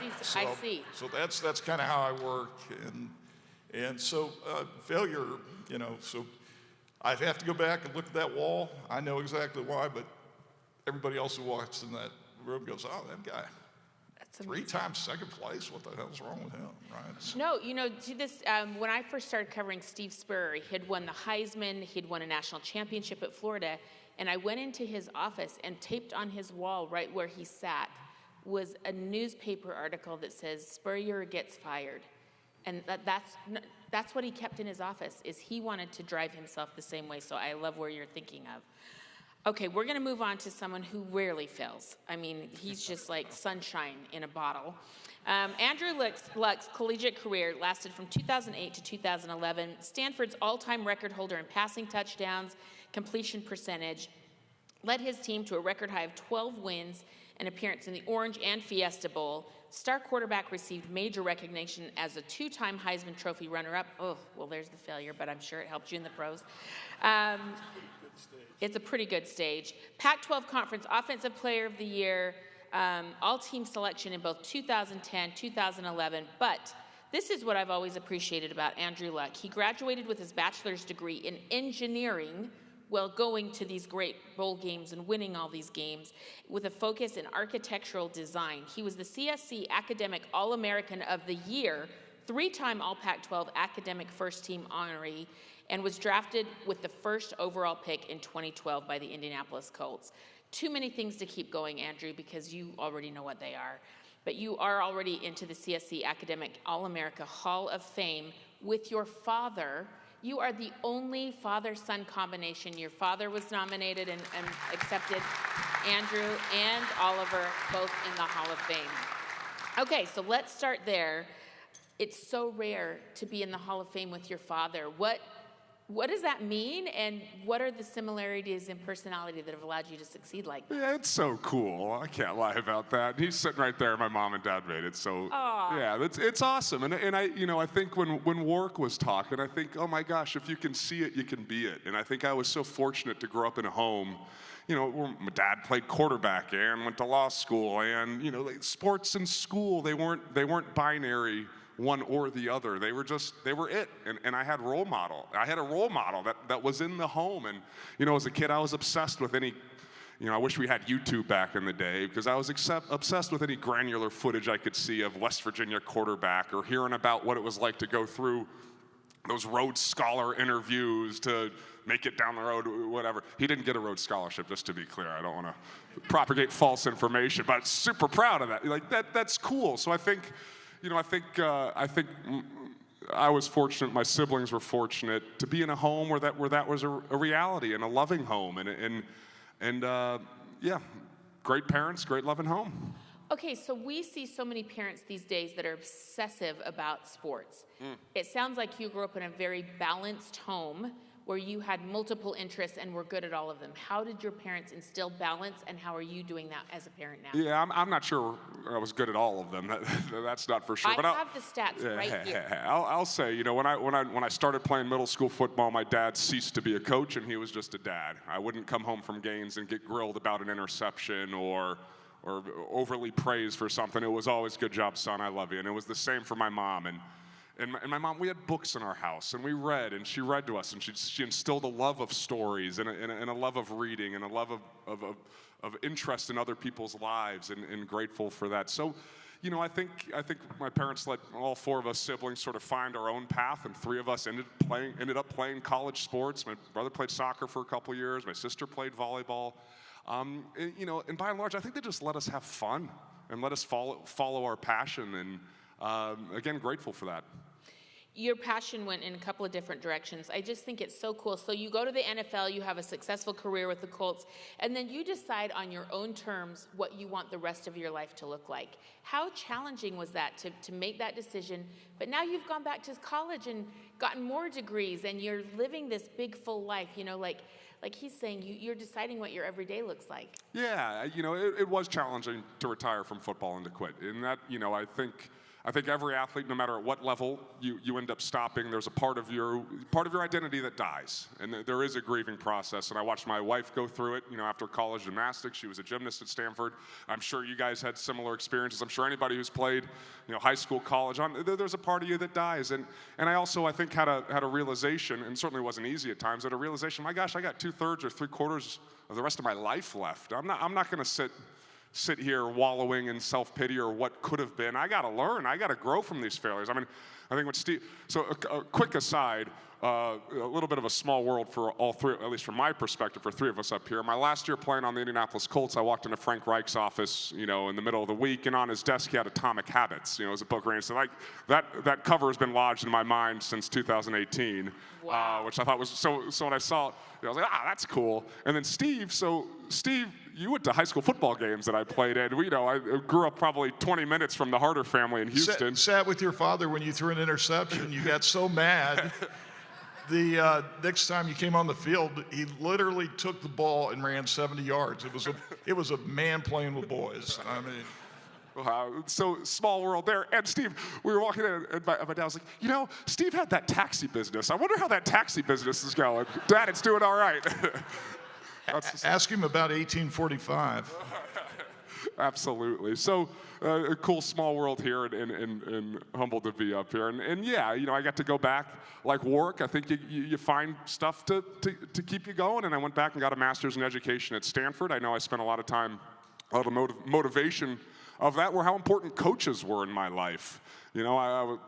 amazing parents, and I had amazing coaches that helped shape me. You know, I stopped, like most boys, you stop listening to your parents when you're 12 or 13, something out there. And coaches and those men filled an incredible space in my life. So thinking about coaches and education and this, what's amazing here in the States with college sports and high school sports and middle school sports and how important they are to our communities. So, and that's part of why I'm volunteer high school football coaching now, having the ability to give back into a game that gave me a bunch. And also I get to see you, Holly, on the road. We cross paths all the time. Yes, we cross paths. So his wife is so bomb. She runs our women's gymnastics coverage. So if you saw the great coverage on ABC this year, his wife, Nicole, is kind of our expert gymnast in getting all of the scores and all of the the connection between the truck and what's happening on the air. So your wife is also just kick ass. I agree. Yes, I agree. Okay, I know we're going too long, but I know you all want to hear from these people, so I'm trying to balance it. Before I let you go, you all have some common traits or threads with philanthropy and giving back. Tell me, before you leave, what do you want to give back to the people who are listening to you tonight that have all made you successful in your lives? Let's start with you. I think the biggest thing for me is mentoring. Coach Wabel, the reason I had to study for 2 years was because he pulled me into his office at the spring. Here's your 6'4", 275-pound tackle. He runs a 4.8. He's got 2 years of eligibility. And he pulls me in the office and, Steve, if you're not on the dean's list, I'm not going to put you up for All-American. And in today's world, think about the character that coach had to do that, right? He knew there were bigger schools that were interested in me, going other places, but he did what was right for me.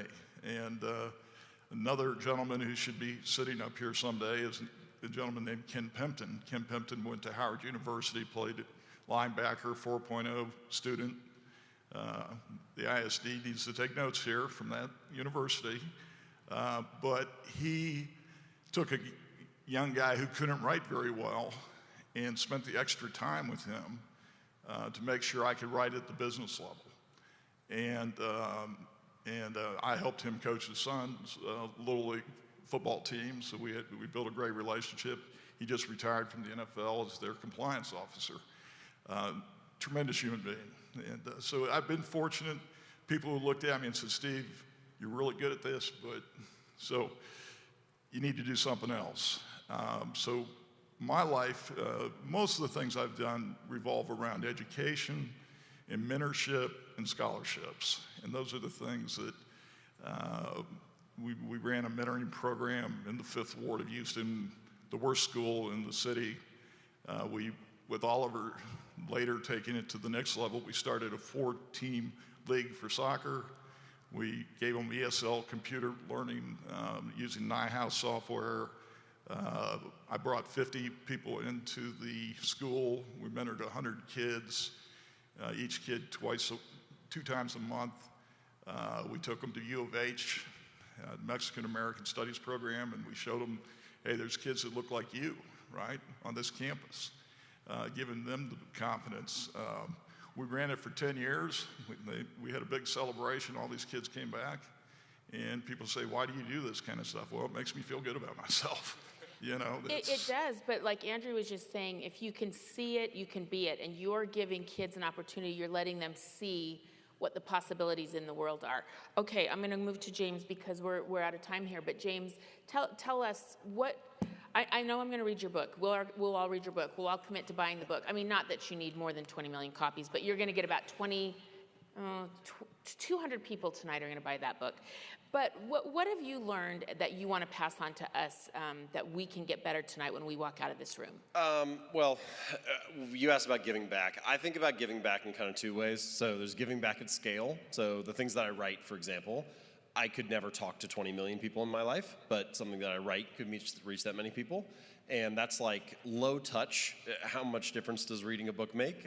I don't know. If it reaches you at the right point in your life, maybe it's an inflection point, but it's relatively low touch. And then there's low scale, but high touch. And that's like the time that I spend with my family or my kids or my friends. And, for the high touch stuff, your time is limited and you can pretend to care, but you can't pretend to show up. And so that's what I think about a lot with my kids is like, it's just time. You know, I'm trying to step into this role of being a dad and spending a lot of time with them. And, you know, it's one of the great things about this weekend, just like time with friends. You know, they came out here to support me, and it's great to spend some time with them. So I try to have a balance of those two buckets. You know, like, do I have some things that are high scale that I can reach a lot of people and maybe plant a seed of an idea? And do I have things that are high touch and that I'm investing deeply in the relationships that matter most? You can pretend to care, but you cannot pretend to show up. That is what we can all do well in our jobs, by showing up. Like, I think we do all deeply care in this room, but we got to show up, and we got to be there, and we got to make that time. I love that quote. Andrew. Yeah, I think it's salient in my life as well, a 4-year-old and a 2-year-old, and we live right off of Stanford's campus, and you know, if we're looking for something to do, we ride onto campus and we go watch sporting events, and really this year I saw my 4-year-old's eyes start to open, and when she looks at college gymnasts or softball players, when Nyjah Kennedy walks by on campus, and then and she hands my daughter a yellow softball, and they're not soft, they're really hard. They're not good little kid toys. Nyjah, Player of the Year, Division I Softball Player of the Year. Yeah, and she's amazing. And then we go watch her pitch, and we watch my daughter see a full stadium watching softball, or we go to, Tara Vanderveer gives them a high five after a basketball game, and Cameron Brink and Kiki Uriafen are there. And so salient to me is that if you can see it, you can be it. Watching my daughters watch these amazing student athletes that are kind, that are joyful, that play with joy, that interact with kindness with young ladies, and in a full spectrum of what girls should look like or be like. You get the whole gamut. I think of how important the sports and the stage and the visibility and the stories that all of you guys unearth and share with the world, how important that is for a generation growing up in a world that's a little different than how we all grew up. And I think important, real, and frankly, it gives me so much hope for my daughters and how they're going to grow up. I can vividly remember, who was your SID in college? I'm putting you on the spot. I vividly remember the architect story. So you wanted to be an architect, and they took you on campus, and you talked about the architecture of the tower and buildings. And I'm like, those are stories that will live in your mind forever, and that's what we're all trying to do. I know we went too long. Thank you for your patience. Just some incredible people here, so we wanted to hear from them. Thank you again to our academic All-America Hall of Fame class Thank you. of Thanks, 2024. Thank you.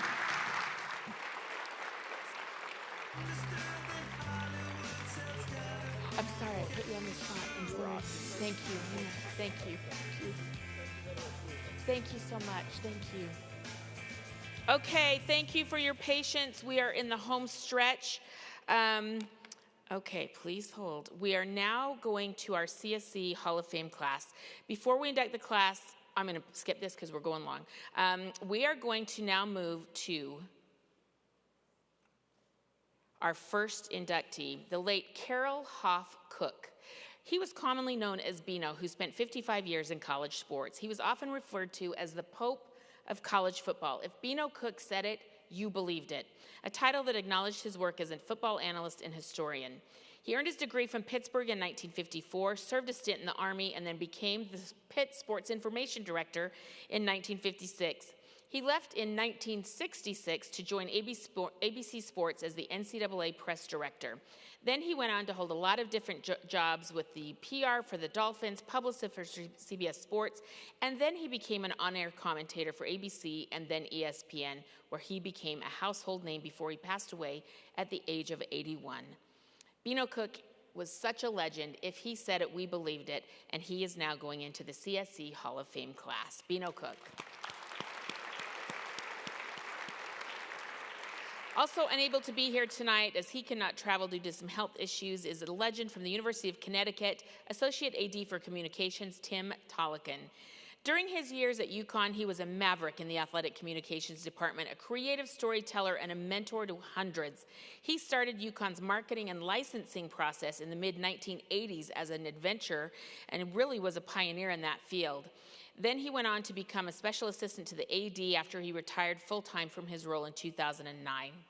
His career at UConn saw him working with national championship teams, Hall of Fame coaches like Jim Calhoun, while helping UConn become a national brand. He was a member of the NCAA Basketball Coordination Committee, and Tolikan has received the Kathy Quinn Award from the U.S. Basketball Writers Association and the 2000 UConn Outstanding Contribution Award.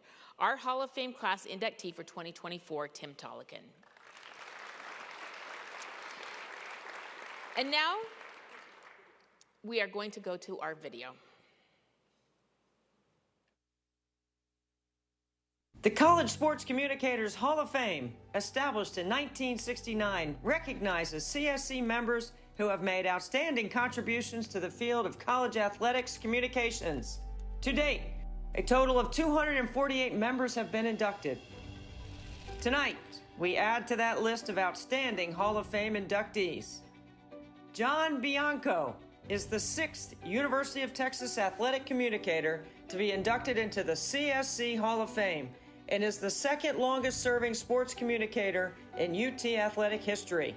With 34 years of college athletic communications experience, the Senior Associate Athletics Director has managed numerous Heisman Trophy campaigns, and he and his staff have promoted numerous All-Americans, National Award winners, and championship teams. A longtime CSC member who has vast experience at international sporting events, Lisa Champagne has been the communications leader for the New England Small College Athletic Conference since 2016 after serving at the University of Vermont and St. Michael's College. Among her numerous honors for communications excellence, she received the prestigious Irving T. Marsh Award from Regional Association EastCom, the 7th woman to receive the honor since its inception in 1966. Carol Hoff Beano Cook spent 55 years in college sports, including serving as the University of Pittsburgh's Sports Information Director for many years, where he emerged as a leader in COSIDA, now CSC. He is often referred to as the Pope of college football. Over the years, Bino held a number of different positions and became a household name for his work as a college football analyst and historian for ABC Sports, CBS Sports, and ESPN. He is being honored with his Hall of Fame induction posthumously. Integral to the growth and impact of our College Sports Communications National Association, Will Rolson has served at CSC since 2012 and is currently Associate Executive Director. Rolson's service to college sports spans 3 decades, as he also served at the Horizon League and Kent State. He was the local media coordinator for the NCAA Women's Final Four in 2005 and the Men's Final Four in 2006 and 2010.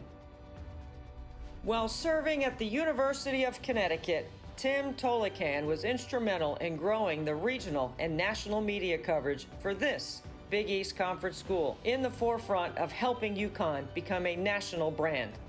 A maverick in athletic communications, Tim was a creative storyteller and a mentor to hundreds of assistants and interns, many who continue to work in college and professional athletics today.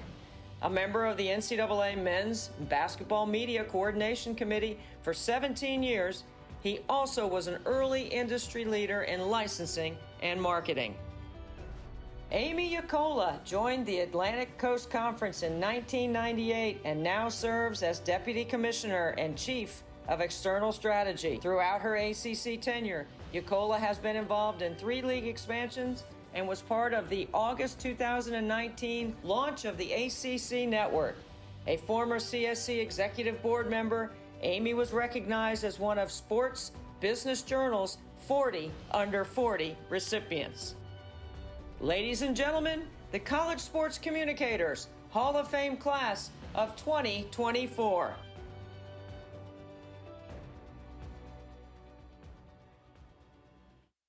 We'll ask you all to come to the stage if you would mind. First, we'd like to start with John Bianco. As you see, he has been at Texas, where he has just been an absolute legend, one of my dear friends. John, you have really gone through some of the most intriguing times at Texas, and we're so grateful for you to be entering the College Sports Communicators Hall of Fame.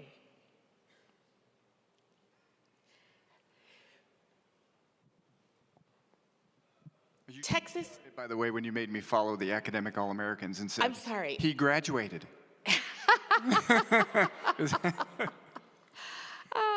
You are representing one of the most iconic brands in sports. Texas is one of those legendary programs. What challenges and responsibility have you had to represent the brand, but then to be kind of pushing and be out front of telling some of those stories? I'd say the greatest challenge is that being at the University of Texas with the kids that come in and the student athletes that come through your programs, we've got their dreams are to be Olympians, their dreams are to be pro athletes, or they dream huge. Everybody's talking about dreaming big. And the pressure's on me to tell their stories, to try to help convey who they are, to help them represent themselves in their best fashion to the public. So it's a dream come true for me to be able to do that. You know, I wanted to be in their shoes, wasn't quite capable of being in their shoes, but for me, my daughter's here, Sabrina, who was a student athlete herself, and she got to be around those kids, the student athletes, around the teams, around the coaches. You know, the Haley Eckermans on the volleyball team who took her under her wing in camp, and she had people that inspired her. So the blessing of being at the University of Texas, to have my kids there and my wife, that, you know, Texas is all about hospitality, family. My family was embraced. My family got to be a part of it, and 1 year became 5, then 10, then 15, and my wife told me, you can leave, I'm not. So 32 years has been an absolute joy. It's so beautiful. You've learned a lot about public relations, and I wanted to ask you this because Heisman campaigns, you know, we're talking about Heisman campaigns. I've had some sports information directors email me, what are some ideas? What has worked? What do you hate when we send out in the media? I still to this day have my Antoine Randall mouse pad. I have not used a mouse for many years, but I still have that mouse pad. What did you learn for Ricky Williams' campaign that might be essential to people here? I would say, actually, I was young in the profession when Ricky came into our lives and came to the University of Texas. Unique personality, a guy who had huge, huge dreams, and it was my first real foray into campaigns was with a guy who's going to come back for his senior year after running for 1,800 yards and winning the Doak Walker Award. So what I learned from him was that, don't judge a book by its cover. Be prepared, listen, learn their stories. Don't treat them all the same. Don't try to pound a square peg into a round hole. Let them tell you what they're willing to do. Let them tell you the storylines, but have fun with it and have a reason. Don't just go to them saying, hey, this writer wants to talk to you, or there's this story. Have a reason that it's something good for them. Make sure it fits their brand. Make sure it fits what would help them accentuate who they are, or position it so that it is. I mean, change the narrative of the story so that it's something that does fit them, that they can have fun with it. Ricky was the best at, he would look at me and I'd say, hey, let's do this, and he'd say, that's not fun, like the movie Big from way back in the day. And we would figure out a way to make it fun. And I learned a lot from him, so that took me on to how I handled other guys in the future. And I would say the biggest thing, too, is that they're not going to tell you their stories. We're all talking about, tell your student-athlete stories. They don't tell you their stories. They don't come and say, hey, John, guess what? You have to spend time with them. You have to listen. Don't be telling them about yourself, but listen to what they have to tell, and then you'll craft their stories so people like you can tell them on the air. I love what you're saying is not every student athlete is the same. Like Ricky was shy. It was hard to initially get him out of his shell. I remember us talking about this when he was in college. Vince Young, not so much. Super fun, life of every room he stepped into. Everybody's a little bit different. How important is it to tailor your messaging as a college sports communicator? Well, it's interesting because a lot of you have probably seen interviews and things with Colt McCoy.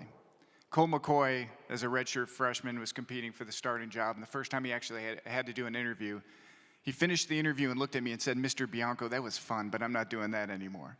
So this guy who went from that to explaining to him the importance of it, here's how you can prepare yourself for an interview, to he would walk into press conferences and say, give me 5 talking points, and give them to him, stand at the podium and basically deliver all the messages that we had talked about during the week that he wanted to share. And Vince was quiet in his own right, and but it's really important that you figure out what's the best way to reach each of the people you work with so that you can help them share their messages. You know Derek Johnson, who played linebacker for us and All-Pro with the Chiefs, very shy in interviews, had no interest early on in his career, and he's probably the most rewarding guy that I have in my career because he reaches out all the time just thanking me for putting him in a position to speak and to represent the team. And he was the commencement speaker at the School of Education this past year, and his mom, a 40-year teacher for 40 years, was in the crowd crying because could never imagine her son being the guy giving a commencement speech, and he nailed it. I think it was the best commencement speech I've ever seen.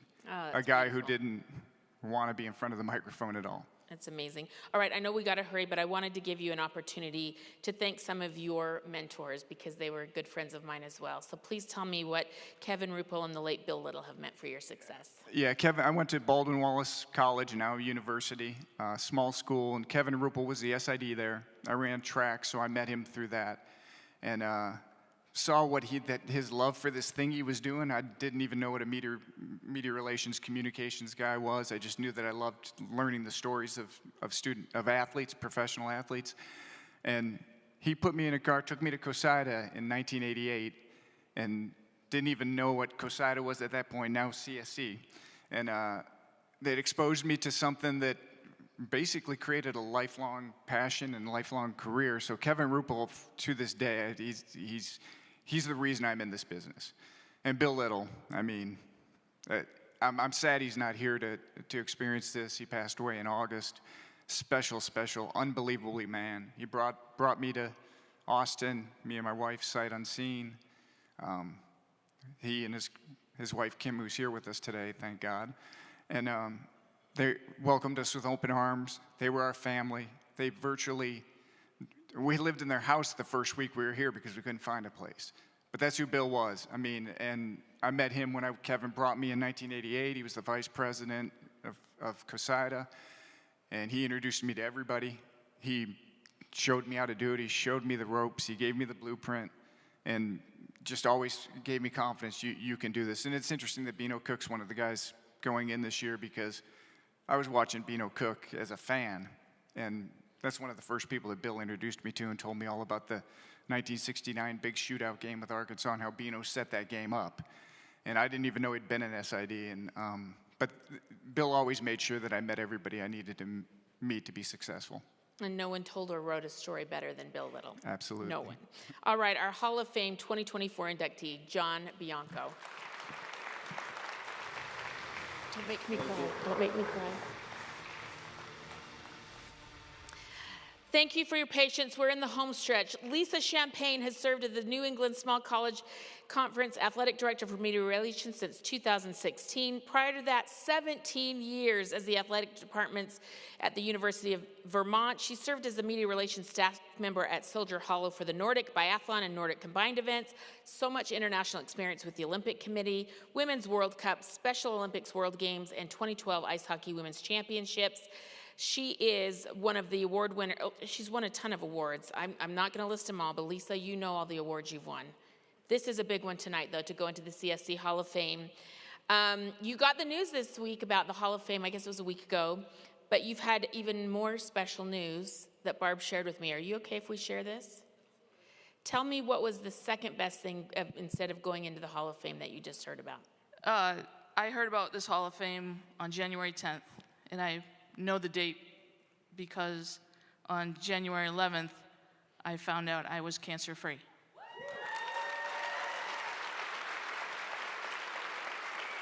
So I was diagnosed with breast cancer in October, just before the start of our NESCAC championships. Great timing.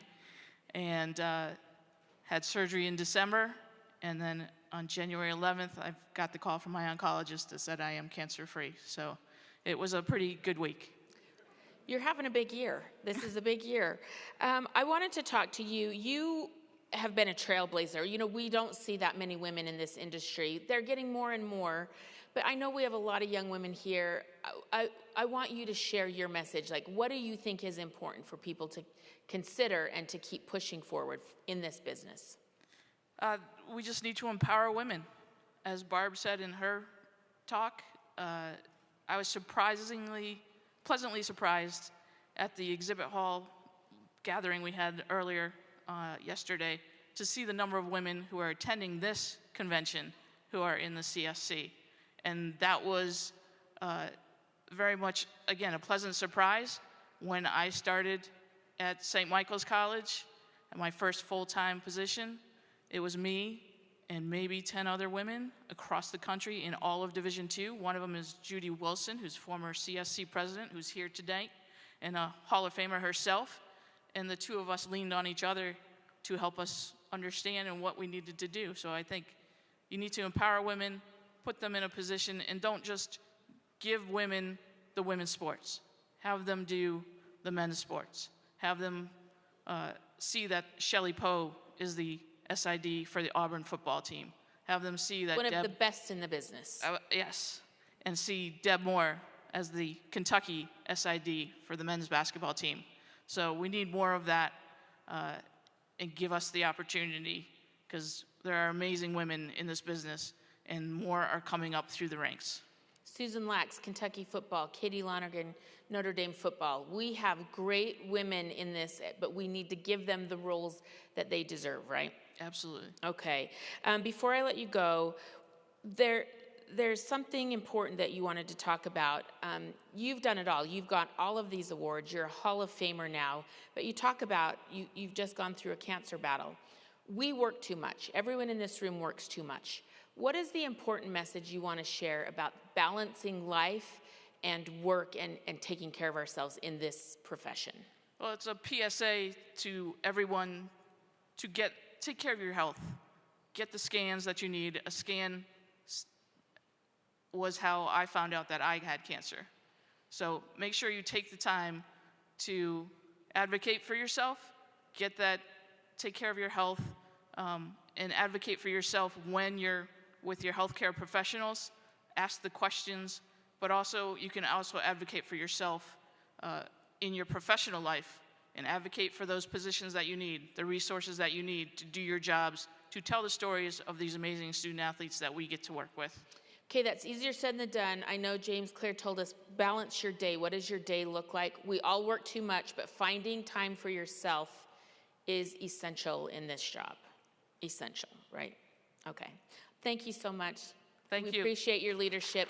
The new Hall of Fame inductee 2024, Lisa Champagne. Congratulations. I'm glad you're doing great. You good? Yeah. Good. Thank you. And now we are going to Will Rolson, who has served as the College Sports Communicators National Association since 2011. He was promoted to Associate Executive Director in 2017, and he has more responsibilities than I'm even going to read because there's about 25 of them on here. He's had a long tenure at the Horizon League, where he was the Associate Commissioner, and during his time there, he started the first conference-wide video streaming platform in 2005. Think about that, video streaming platform in 2005. Innovator. We didn't even have Zoom back then, or none of us knew about it. You were at the men's Final Four. You've hosted that in 2016 and 2010. Kent State Media Athletic Director, or Media Athletic Relations, and you were an assistant editor at the Host Communications Publishing. Also started out as an intern. Internships are a great way for people to start out. I always love to have interns because that's how you get opportunities. All right. You know I'm going fast because Barb's going to kill me if we don't wrap it up, but I want you to have your stage and your moment. In your role as the CSC Associate Executive Director, you have had a tremendous and direct impact on the growth of this organization. We heard earlier, 4,400 members. Tell me what has been important to the growth and building this great organization that we have. Well, it's just been great to be part of it for what will be 13 years now come next month, and having helped develop the National Champion Communicators Program and the Membership Recognition Week are some things I'm very proud of, but also just professionalizing the internal operations of the entire association. And really, bar none, it's this convention. This is our Super Bowl. We talk about it as staff. And to put on this event with a small but mighty staff and to see its growth, just the other day we were talking about, we were here just 2 years ago and comparing the number of sessions, number of events we had compared to this year. feels like it's almost double.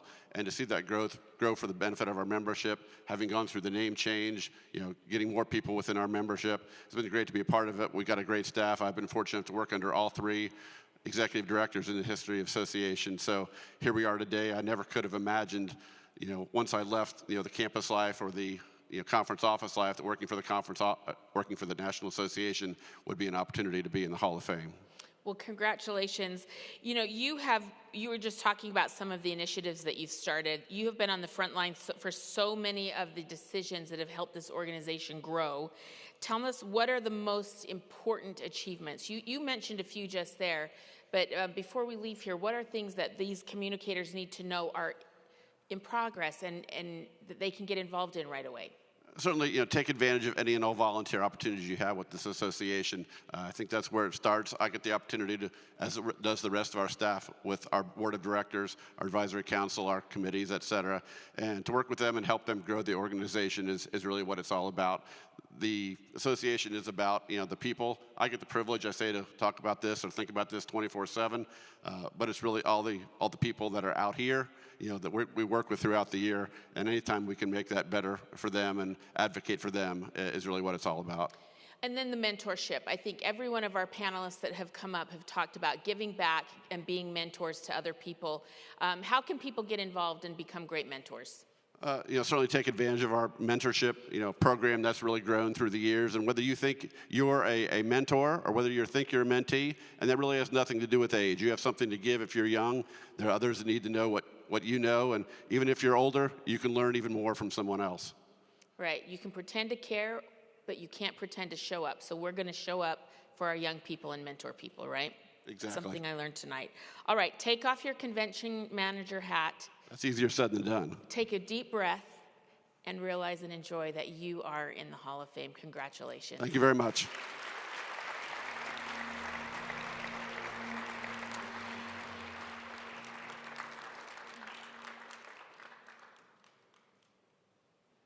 Is this your son? That was just such a tender hug. You're just going to let that slide, that this is your son handing you the award? If you didn't hear, all of his children showed up here and surprised him in Las Vegas unannounced last night from Indiana. Good job, family. Oh my gosh. I thought that was an overly warm hug. Now I know. Okay. Oh my gosh. Amy Yacola, we've already said all of your accolades. In the interest of time, I just want everyone to know you have continued to raise the bar for excellence in the ACC with all that you've done there. You've overlooked 3 different league expansions, conference expansion growing from 9 to 15. You've launched the ACC network. You've been on the CSC board of directors, all of the wonderful things. You have been involved in a lot of change in the ACC, and we know maybe more is coming. Every day it's a different headline. Tell me, how are you navigating all of the ups and downs as this landscape continues to change? Well, first of all, I want to say that I am keenly aware that I am probably standing between this group getting to leave and what my answers are. Okay. So I only have probably 20 different things to share here before we finish. But we want you to take your time and get your moment. No, thank you, I appreciate that. But you're having 2 moments tonight, I'm just saying. I appreciate that. Listen, I've been incredibly blessed to be a part of a ton of different really awesome things as part of being at the ACC. And I did not start at the ACC thinking that, I'm going to be there for a couple decades or more. I really thought I would be there and I'd go somewhere else and do something different and meet new people and all of that stuff. But when you find something you really love, my dad always said, you better find something you like to do because you got to do it a long time. And I've been very blessed to work with incredible people. There's been cool milestones along the way, but let's be clear, it's the people that you work with that really make a difference. It's the people that are your family when you're at work, and that your real family at home is also thinks of them as your family as well. So I really love that, and if you're going to go somewhere else, you better find something better, and to date, there hasn't been anything better than the ACC. Don't mess with happiness, they always say. You don't have to leave if you're happy and you love where you are. You have a lot of responsibilities in your job, but one of them is the National Football Foundation, the College Football Playoff, the NCAA Division I Cabinet, so many other things that you're working on annually. How can you balance all of this and give in all these places that your job touches? Well, first of all, I'm blessed to be surrounded by really good people, and there's a number of them here tonight from the ACC, and they're probably hoping that I stop talking really quickly so that we can move on to our next thing. But I'm very fortunate to work with wonderful people, and I think those things matter, right? I think we're all in this to make a difference in a lot of different ways. I'm truly inspired by the people that were up here talking about what they do and why they do it and what makes them tick and how to give back, and it's really inspiring. And so I think just knowing that we have the opportunity to meet so many different people and to give back in so many ways, I just feel fortunate to continue to do that, and I hope that all of us continue to pay it forward, because that's really important. The last thing before you get out of here, I think you've been at the ACC for 2 decades because you're a phenomenal person and we all love you. And see, now I'm going to get choked up again. But you are so great, and I'm so congratulations on not only the College Sports Communicator Hall of Fame, but the Arch Award. Thank you for being amazing at everything. Well, you're very kind, thank you. And please rest assured, it has nothing to do with me being amazing. It has to do with the fact that I've surrounded myself with really wonderful people that have looked out for me. I think about, you didn't have to be nice to me however many decades ago we met each other, but you did, and we've danced, and hopefully we'll do that again. Let's keep going, sister. Let's keep going. Congratulations. Thank you. Thank you, everyone. Thank you so much for being here. I'm sorry it went so long. We tried to combine a lot of the awards, so I thank you for your patience. But weren't they wonderful, interesting people? Like, really wonderful, interesting people. Thank you all for being here. Thank you for ESPN for sponsoring this show. Congratulations to all of the winners. I need all of the winners back on the stage for a final picture, but the rest of you can get the heck out of here. Thank you. Have a great evening, and continue to enjoy CSC Unite. Thanks, everybody.